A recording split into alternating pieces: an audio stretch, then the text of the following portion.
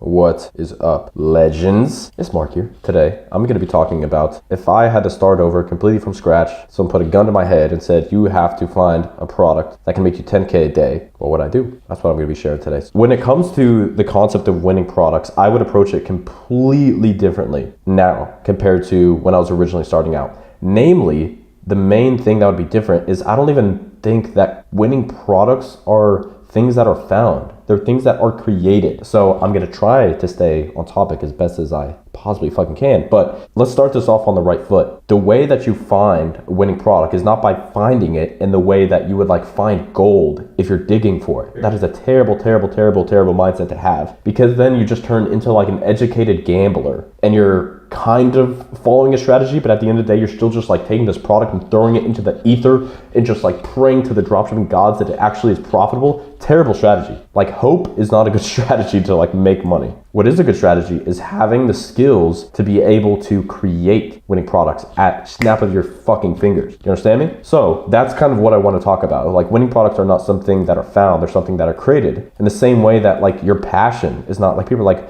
oh, I just need to like find my passion. You don't find your passion, you create it by like investing into it. And the same is true with winning products. You don't find them, you create them by investing into them. But most importantly, knowing how to read the data so that you can decide, like, this is really what I want to show you guys today, so you can decide if that winning product, that product is a product that's worth pursuing or not. That's really the question, okay? Okay, so let's first just start by breaking down the criteria, because how can you like create a winning product if you don't even know what it looks like? I have a actually relatively simple set of criteria for finding these winning products. And I know I'm gonna say finding, just understand, I really mean like creating. Basically, the concept of a winning market. If I had to choose, Mark, you can either sell a winning product or you can sell in a winning market. I would choose a winning market every single freaking time. The reason I would choose a winning market is because it's a larger lever that you can pull that affects your profitability. Perfect example, you want to think of a fucking winning market. Think of the .com bubble in 2000. Even if you had no idea what the fuck you were doing, you could still act like you owned this super cool, high growth internet company, get millions of dollars just thrown at you in valuation, either privately or publicly, and probably make a shitload of money. Now, are you gonna go out of business right after the crash? Yes, but that's not the point. The point is you're in a winning market.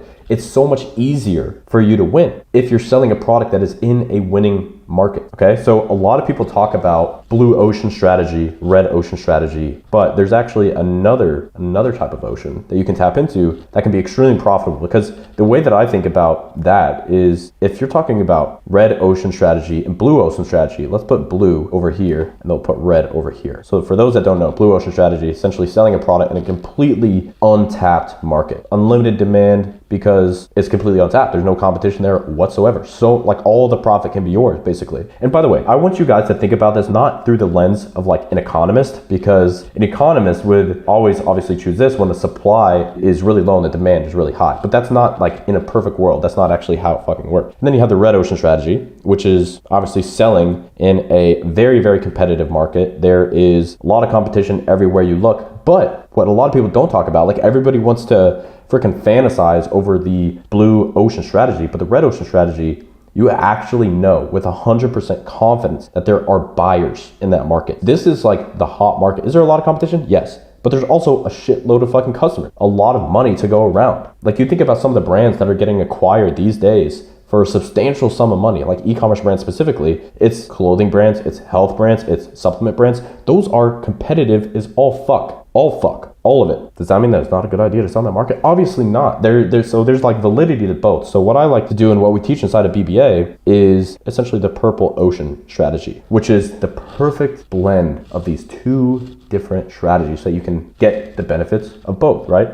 Essentially what you want to do with the purple ocean strategy is you do want to go into a market where there is competition. In fact, if there's a lot of competition, that's actually a good thing. I know that doesn't necessarily make sense, but when I explain the next part, I promise it will. And even if you guys have read the book 0 to 1 by Peter Thiel, this is like, oh, he like freaking nailed it. Technically, he does talk about blue ocean strategy, but when I explain this, you'll kind of understand how my philosophy aligns with his. What he's saying in that book is that when you bring a product to market, and he's, an angel investor, so he's going to talk about technology, softwares, etc.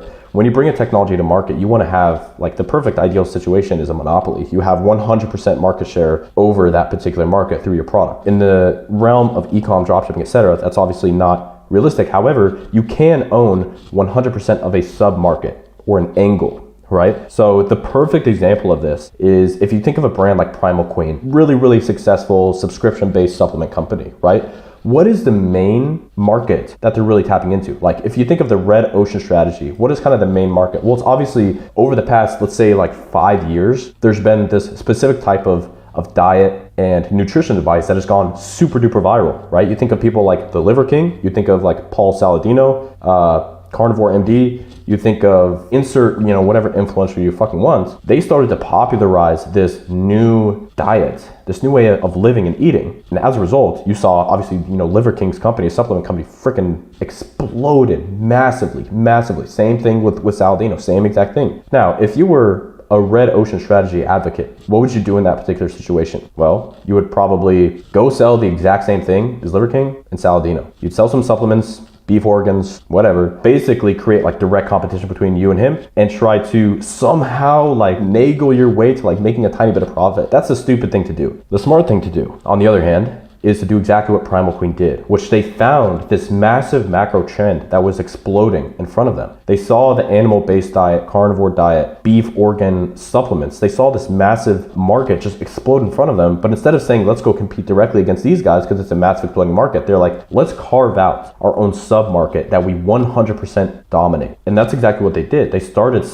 let's be honest, most people that are doing carnivore, that are doing animal-based, they're gonna be men. And if you look at the customer base behind these products, it was traditionally men. So Primal Queen came out and took the whole primal living shit and just leaned it into one specific sub-segment of that market, obviously being women. Specifically, if you look at their ads, it's women that are either right around, childbirth and postpartum, or kind of like that, or menopause, perimenopause, postmenopause. So you're targeting these very specific, significant emotional events in the life of a woman, but you're still technically under this massive umbrella of the red ocean winning market. So this is like creating winning angles and winning sub-markets within a broader, larger winning market. So like a winning market is a super crucial, important element to having a successful brand like this. And think about it as well, like this trend is like what you don't want to do is like a winning market is not a trend. Very different. This whole animal based, I was looking at Google Trends, I'm not gonna look right now, but I was looking at Google Trends earlier and just looking at a bunch of these terms. It's still getting incredibly more profitable. Maybe over the past month, it's dipped a little bit, but if you zoom out like on a 10-year, whatever it is, 15 years on Google Trends, it's still almost at its fucking peak, depending on the exact term that you use. It's very popular still. It's been like 5 years. When I first saw the Liver King in 2020, maybe 2021, but like around there, it's like 5 years later and he's still freaking here. More importantly, that market is still here. He basically birthed a new market. I mean, dude was lying about his steroid use, but fuck, he did create a winning market in the process. So this is the purple ocean strategy. This is what I recommend people to do when it comes to finding, aka like this is really what I mean when I say creating a winning product. It's not something we found. Notice I haven't opened up a single spy tool yet. I haven't looked at any ads. I haven't looked on Amazon. I haven't looked at anything. But this is how you set the right foundation for scale. And I promise you, I don't know how big your goals are specifically. For me, I have very big goals. I want to exit for a very substantial figure. I'm not going to get there without this. I'm not going to get there without a massive potential TAM, right? Total addressable market. The best way that I can explain this is like, in terms of the variables that are within your control as an entrepreneur, there are some that are going to have more leverage, which means if you pull this variable, imagine like you have a bunch of just levers in front of you, and then you have your amount of profit right on screen in front of you. And all these levers are going to have different impacts on your level of profit.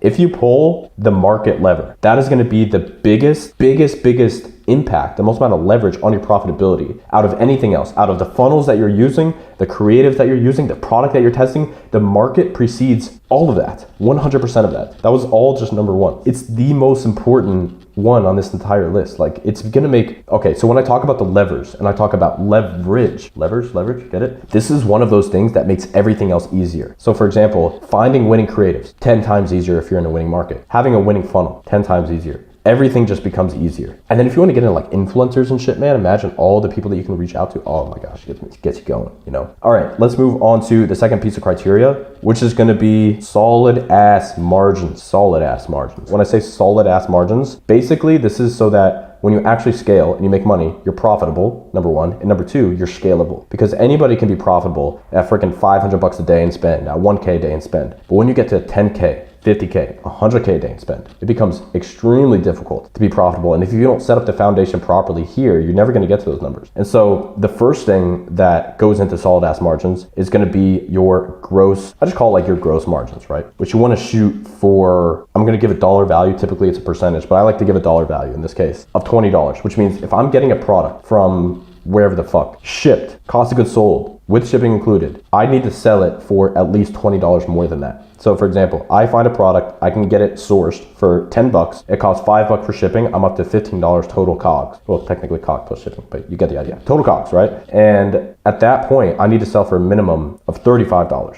That's that $20 gross margin. This is a minimum, guys. Like, I actually recommend more than this, but this is like bare fucking minimum. And then number two, part of that rule is gonna be 3 extra COGS. So in that same example, $15 shipped, 45 minimum selling point. So this is like, you know, Mark, what should I price my product?